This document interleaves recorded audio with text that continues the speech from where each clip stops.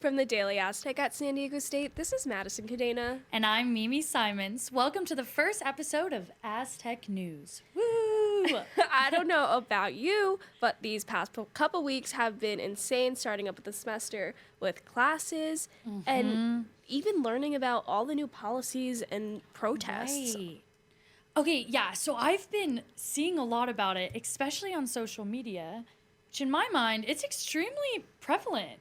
In my opinion. Absolutely. I mean, everyone is pretty much on social media, but I think it's definitely, as journalists, it's important to also understand, not even just journalists, everyone, what policies are trying to be implemented, and especially just not just listening on social media, but reading further into it. I completely agree with you on that one. I mean, I don't know about you, but the first thing that comes to my mind is all the protests that have been going on campus, off campus, nationwide, that have been in solidarity of immigrants. Yeah, and you know, we just recently had an article come out regarding the protest in Vista where there were hundreds of supporters for the Latinx and immigrant community. Did you read about that one? I did. Yeah. The article I read, it was a response to the recent mass deportation by ICE, and the two organizers were teenage girls who were completely shocked by the turnout. And we just heard from one of our editors that he was at the protest, and that it was very peaceful at first, but right when he left, they actually started using tear gas. Really? Oh my goodness, that is crazy. And you know, that isn't just the only protest that I heard about. There was also another one on Monday, the 3rd. Do you know about that one too? Yes, I didn't really know at first, but I actually also just found out that this is not the first time that this is happening. It's a protest that was nationwide, and it's called A Day Without Immigrants. And just found out this happened also in 2017 before Trump went into office. The first time around. Yes. And this is, I mean, I was saying we were in 7th grade at the time, so it's a little hard Ages to remember. Ago, huh? But yeah, so this protest is A Day Without Immigrants, and I even knew some people taking part of it and some of my professors as well. And so what it is social media posts leading up to the day, and it's calling for people to refrain from going to work, going to school, and shopping. And shopping, like shopping. Just anything, like just stay home. Wow. So is this protest tied to President Trump's push for the mass deportation? Yep. According to the San Diego Union-Tribune article I read, as part of Trump's deportation plan, his administration has rescinded previous policies that limited arrests by U.S. immigration and customs enforcements to sensitive locations such as hospitals, churches, or schools. Okay, that's interesting to me because I definitely saw the post talking about that. And I've seen a lot of other things like on social media, through news outlets, like creating concern about President Trump's other controversial policies as well. 100%. They have been all over all of my feeds, whether it's TikTok, Instagram, even my email. I'm getting everything about it. Same here. I was super curious to see exactly what the White House was saying. So I went on their website. I just honestly just typed in, said President Trump's new policies. And I went to whitehouse.gov to see exactly what plans they had in mind. And the first one that kind of stood out to me was their initiative that says, Make America Safe Again, a play on his campaign. Of course. And it says that President Trump will take bold action to secure our border and protect American communities, quote. It also says, this includes ending Biden's catch and release policies, reinstating Remain in Mexico, building the wall, ending asylum for illegal border crossers, cracking down on criminal sanctuaries, and enhancing vetting and screening of aliens. Okay, wow. Yeah. Isn't it just really interesting that how many things can like change and how fast it can be between like just two presidents? Yep. Like everything you just listed is just like another difference. Like boom, boom, boom. It's wild how things can change so fast. And, you know, just something else that really stands out to me, and it's the Birthright Citizenship Act of 2025. Right. And it was also just introduced in the Senate on January 31st. This is getting like a lot of circulation on social media. And this bill will automatically terminate citizenship status for for the people and children born in the U.S. by parents who were illegal aliens, it says, or were in the country on temporary basis.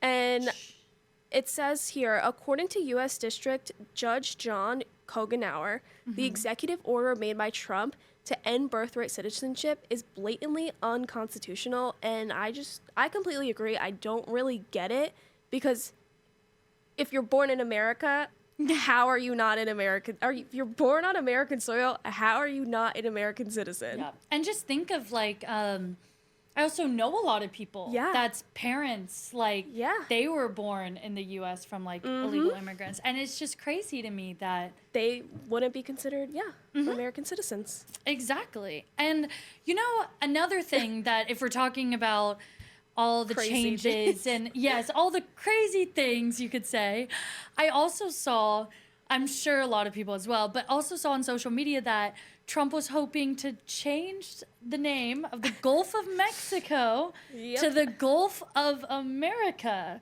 What do we think about that? What do you think? I don't know. I truly don't get it, honestly. Like, and I did read on whitehouse.gov once again just to see exactly what they're saying. And it says what is it saying? That they are hoping to bring back American values, kind of all these initiatives are another play on words. And it says that American landmarks will be named appropriately to honor our nation's history. I don't really understand, but... Okay, but my whole thing, at least, is like, how is this going to work? Like, when is this going to go into effect in a way? Especially, like, if we're thinking about maps, right? Like, it's always been like that. So, like, on Google Maps, Apple Maps, whatever you like to use. Honestly, I wonder if it's still changed. If it's changed. Let me check Let's real see quick. What they check say. If it's the Gulf of America or Gulf of Mexico. I don't know. I feel like it's going to be hard for me to say Gulf of America. It is still the Gulf of Mexico. Interesting. On at least Google Maps. So that is good to know. And I wonder when that is going to change. Yeah, I could not tell you. And I wonder if it's really going to stick for American citizens, at least. Just, are people actually going to start using it? Or is it just going to be, I don't know, people in government that have to use it? Exactly. And I think, like, just like with all these changes, like, how will it get implemented? What will be the processes? Like, and I don't know. I think I saw something about the DEI. Is that right? Yes. I'm sure. Have you read about that? Oh, yeah. All about it. Please tell me. I want to hear. There's just a lot of stuff circulating about it. We've seen everything about mass layoffs, or even Trump talking about blaming DEI for the plane crash in D.C. Don't really understand I saw that one. But I also looked it up once again on whitehouse.gov. It's all on the same kind of page. And their initiative is called Drain the Swamp. Drain the Swamp. Interesting. Yes, which is pretty insane to me, at least. I'm sure to a lot of others. But of course. It says, this is a little long, the president will usher a golden age for America by reforming and improving the government bureaucracy to work for the American people.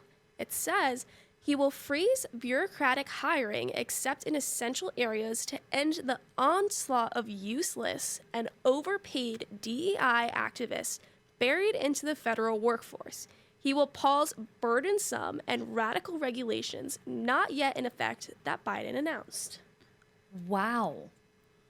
See, it's one after another. I feel like I'm repeating myself, but it's very interesting to hear, read, see all of that, and about all these different initiatives, policies, everything like that. And, you know, especially within like President Trump's cabinet, I'm sure, like, these men are very interesting to me, especially, like, what they're doing and their interactions with each other. I feel like sometimes watching the news or watching, like, announcements of them together, it's very interesting. I feel like I'm just watching, like, older men just like hanging out Yeah, in a they're, way. like at the their golf club. Like the country club, Yeah. like just hitting a few clubs, you know, like literally balls, It's whatever. they're all friends. Yeah, very Sounds- much. And it's very interesting to see because I feel like being old enough now to understand some of these policies and initiatives, now it's very Yep. interesting to see how these will come into effect and the cabinet and different everything. Yep. It's crazy. It's almost, you know what it reminds me of? Hollywood and the music industry. It's just all the nepotism. 100%. Especially with, I'm sure we all saw the Grammys recently. Very completely different topic. But Yeah, very, very different. But before we go into all that stuff, I think it's time to end this nice segment. Well, that's all we have for today's episode. So thanks for listening. And make sure to tune in for our next episode. That was Aztec News.